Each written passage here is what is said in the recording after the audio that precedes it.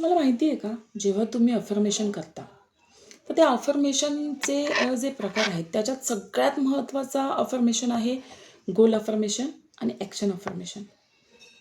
जर तुम्ही म्हणाला आहात, की मला 2026मध्ये बंगला हवा आहे किंवा मला 2026मध्ये गाडी हवी आहे.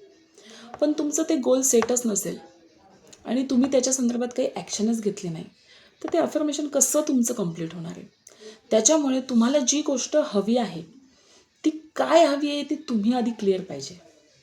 की मला जर बंगला पाहिजे, तर तो मला किती गुंठ्यामध्ये पाहिजे, मला गाडी पाहिजे, तर मला कुठल्या कंपनीची गाडी पाहिजे, कुठल्या कलरची पाहिजे, त्याची काय किंमत आहे. म्हणजे तुम्हाला इतकं डिटेलिंगमध्ये जावं लागणार आहे.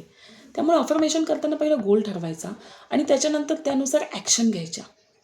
तुमचं जर ॲक्शनच नसेल, तर मग असं होत नाही ना, "दे गं हरी पलंगावरी."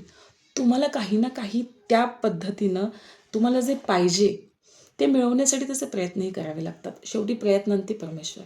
पण जेव्हा तुमचे अफर्मेशन क्लिअर असतील, जेव्हा तुमच्या भावना स्ट्राँग असतील, फीलिंग स्ट्राँग असेल आणि ते युनिव्हर्सच्या जे काही आपण म्हणतो युनिव्हर्सच्या फ्रिक्वेन्सीला मॅच करणारे असतात, त्यावेळेस 100% चमत्कार घडतो. लक्षात घ्या, तुम्ही एखादी गोष्ट युनिव्हर्सकडे मागताय.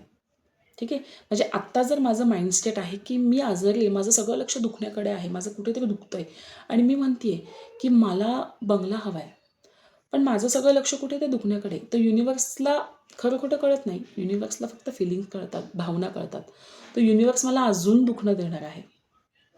त्याच्यामुळे तुमच्या भावना क्लिअर पाहिजे आणि त्या भावना जेव्हा तुम्ही युनिव्हर्स पुढे मांडता, युनिव्हर्सच्या जे फ्रिक्वेन्सी आहे त्याला मॅच करण्याचा प्रयत्न करता, त्यावेळेस तुम्ही आतून आनंदी असायला हवं आणि दुसरी गोष्ट ते तुम्हाला ऑलरेडी मिळालेलं आहे. असं तुम्ही गृहीत धरूनच त्या गोष्टी, त्या अफर्मेशन युनिव्हर्सपुढे बोलायच्या असतात.